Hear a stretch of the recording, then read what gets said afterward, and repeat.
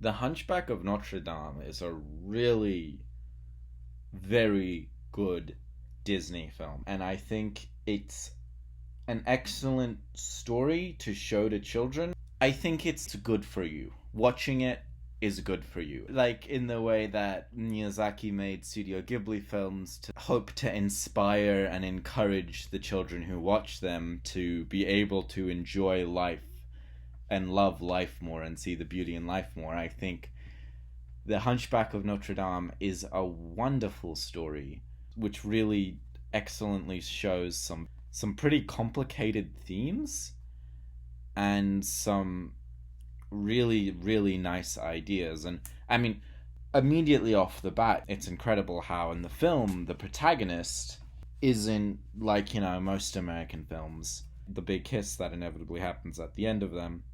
The protagonist isn't the one involved, but he's still valued and he's still appreciated by everyone. It shows beauty another way than you would conventionally see, and a way that's important to show to children that exists.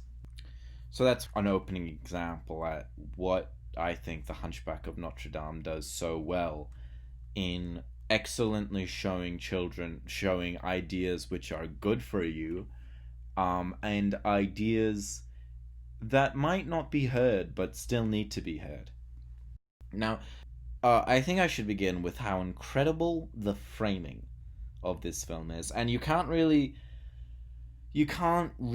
talk about how good the framing is without mentioning the editing too, because the framing and editing work very well together, and also how fantastically they change the depth of frame is very remarkable. The film is sort of told through the location itself, through Paris. The framing and the editing together isn't so stuck around the characters in telling the story. Instead, it's very open, and it does an excellent job at showing the whole of Paris and showing the scene through hundreds of different views and angles and ideas, and sort of meshing them all together. Similarly, in the way how Quasimodo sees the world by sort of flying around and sweeping and seeing it from afar, and also building his little figurines in detail and seeing it up close that way. What I found really good about this is that this is really utilizing the best of animation's capabilities, because when animated film was first made, I mean, sure, it was cool. Yeah, you can make drawings come to life, you can make computer generated imagery come to life, and that's a nice artistic change, and it's popular with kids. But sort of the more impressive thing about what animation can do is that it can show a variety of angles and frames and depths of frames which necessarily couldn't be done in real life. But there are many sort of shots like this which can't be done in real life, which animation can do. And the Hunchback of Notre Dame utilized this very well, because it showed so many different angles and frames, and was able to change the depth of perception to match every single specific emotion and idea they wanted to show so well, and was able to blur it all together so fluently, that I found it very incredible, and I think is a testament to that the makers of the film were really masters of the craft of animation, because they were able to show it in a way that only animation could. Next, I want to mention the colors. The colors in the film are excellent, in the sense that as quickly as the emotions change through scene to scene, and I will say the film does an excellent job at blending together comedy, tragedy, irony. So many different emotions are able to happen together in one scene, and it doesn't feel awkward or like the tone is constantly jumping around. It really fluently can show something really sad or something really serious, and then make a joke in a really entertaining way. The colors of the film always serve to show the main emotions that are being driven at that moment. Visually, the film was telling the emotions of the story, and it was able to so naturally find ways and reasons and methods to suddenly change the colors and blend through the emotions visually as well as narratively. Another thing is that all of the songs were very good. Some I thought were absolutely fantastic, but at the bare minimum, quite good.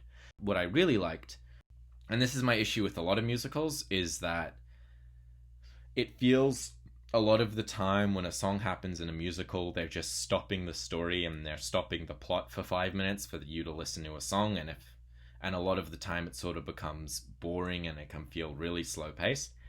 This film, it had lots of songs in it, but I never felt like it was dragging out the film, or that I didn't want to hear them, or that they felt unnaturally forced in there. They all felt very natural and glided along together very well. And another thing which I found very impressive about them is that essentially a lot of the lyrics were just the characters saying their feelings, and oh, I am a hunchback, I live in a cathedral, it makes me sad. And so essentially it gave the opportunity for the writers to write loads of dialogue, which is just the characters saying what they're feeling, so you get a very, very concrete idea of the characters and what their feelings are. But it didn't feel like dialogue where the characters were just saying what they were feeling, because of course that dialogue's normally the most boring and unimaginative writing that shows an unskilled writer. So the songs allowed you to really understand what the characters were feeling, while not making it feel like they were just sitting around talking about what they were feeling. The film has fairly complex characters and fairly complex themes, and the dialogue really does a good way of showing it.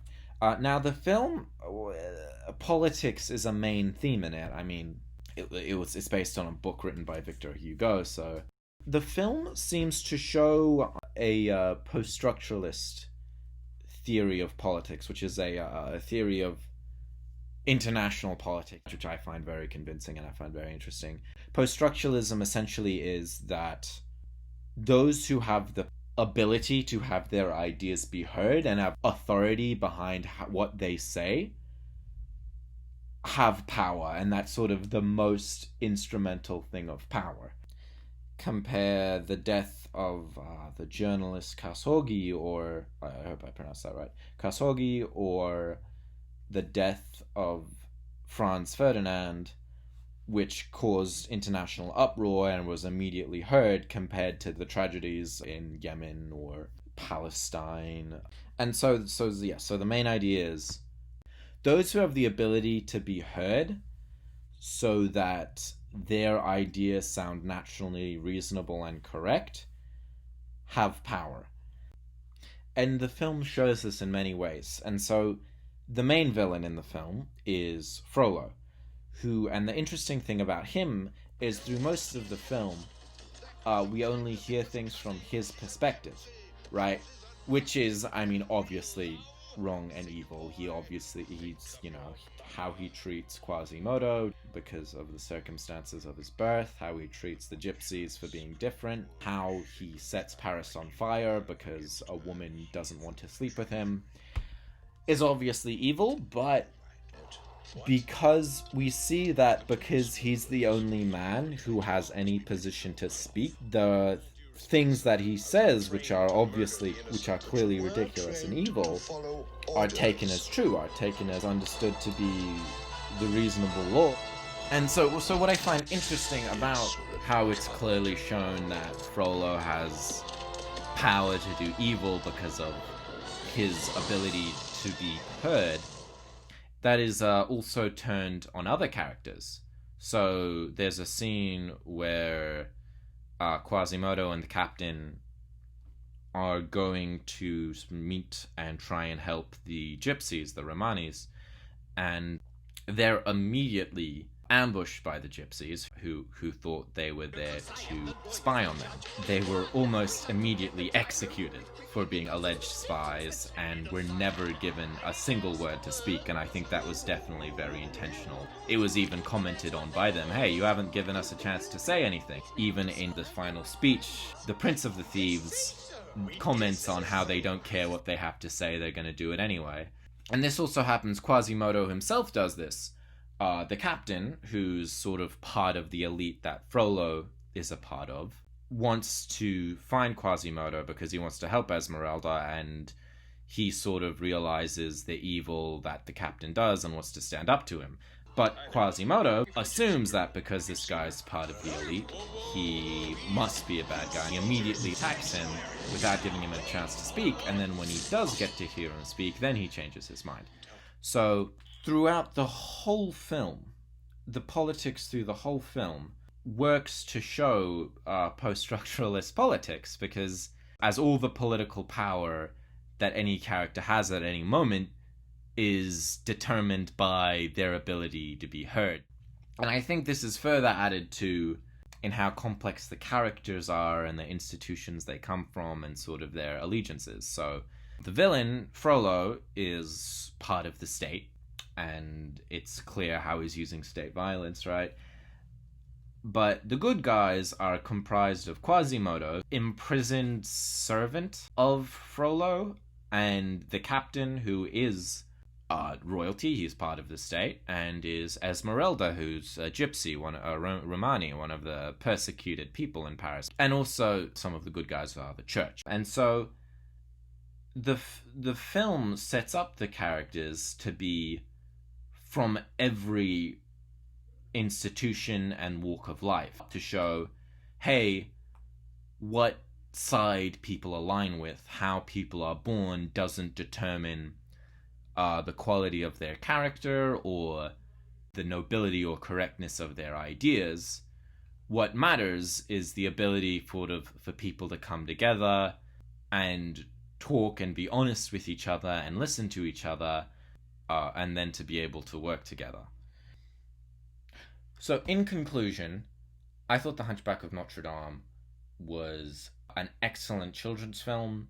I'm a huge Miyazaki fan. I wouldn't say it's quite at the Miyazaki level, but it's probably the best Disney animated film I think I've seen. The film told itself visually very well and was able to control tone and shift through the ideas well and show that in a visually fascinating way. Dialogue is great. The characters are lovely and neatly complex. In the end, the hunchback isn't the guy who gets the girl, but that's not a bad thing. He's still loved and he's still appreciated and valued in more ways than that. I think that's a really special thing that children should see, and I think also it's a spot-on take on post-structuralist politics, right, from a children's... Like, so many political films that I watch don't show these ideas as well as the film did. So I loved it. I thought it was great, and I definitely think you should watch it. I think our children should watch it. I think it's a lovely film that shows great ideas and great aspects of life that need to be heard and aren't told enough.